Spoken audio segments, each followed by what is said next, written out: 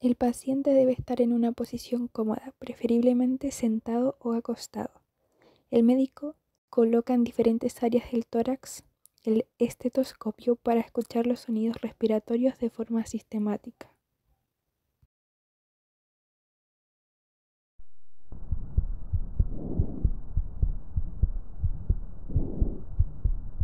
Se debe escuchar al menos un ciclo respiratorio en cada sitio. Siempre se debe comparar con un punto simétrico contralateral. La aplicación de la campana del fonendoscopio sobre la piel ha de ser firme, ya que cualquier desplazamiento por encima de la piel del paciente puede producir ruidos derivados de la fricción.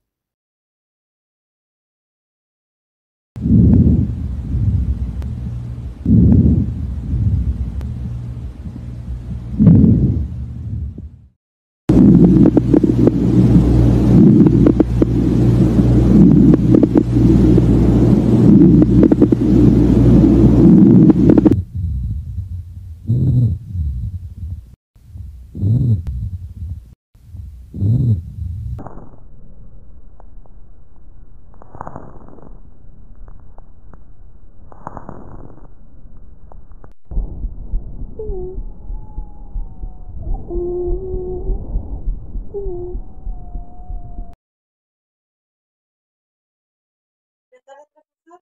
Con mi compañera vamos a presentar los diversos temas con miotomas, dermatomas, antropometría y examen torácico. A mí me corresponde decir miotomas y dermatomas. C2 corresponde a la flexión del cuerpo. El 3 y 4, el 3 corresponde a las inclinaciones laterales del cuello y el 4 corresponde a la elevación de los ojos. El 5 corresponde a la aducción de los 6 y 7 es la flexión y la extensión del codo. El 8 es la extensión del pulgar. El T1 es la abducción de los dedos de la mano. El L2, 3 y 4, el L2 la flexión de la cadera, el L3 la extensión de la rodilla y el L4 es la dorsiflexión del pie o tobillo. El S1 es la extensión de la cadera y el S2 es la flexión de las rodillas. A continuación vienen los dermatomas. El C1 está aquí, ubicado aquí en la región occipital que recubre todo esto. En la siguiente parte, por la parte posterior del cuello y la apófisis mastoide, encontramos el C3. Ya. Aquí encontramos el C4 que inerva en el área del acromion. Próximamente el C5, que es la zona del pecho y la zona antecubital del brazo. Ahí.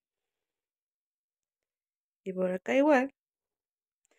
Después viene el C6, que se inerva en el área del pulgar. Aquí. Y acá encontramos T1, esta de aquí, que esa inerva en el área de la cara interna de la fosa antecubital. El T2 inerva aquí en el hueco axilar, en esta parte de aquí. A nivel de los pezones encontramos el T4. A nivel de la zona umbilical encontramos el T10. Y a nivel de la zona inclinal se encuentra inervado el T12. Después aquí encontramos L1, que es el tercio proximal anterior del muslo. Después inerva L2, que es el tercio medio anterior del muslo. Y por último, el cóndilo interno femoral, que sería el L3. Después le sigue el borde lateral del pie y el talón, que sería el S1.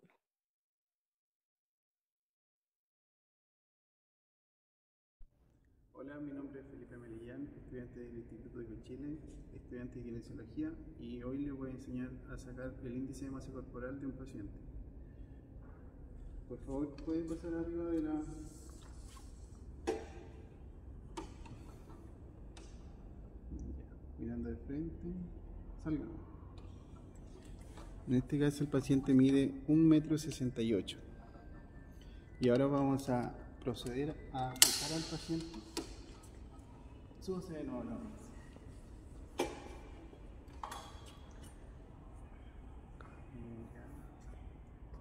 Ya, en este caso el paciente mide, pesa 77 kilos. Ya, ahí sí.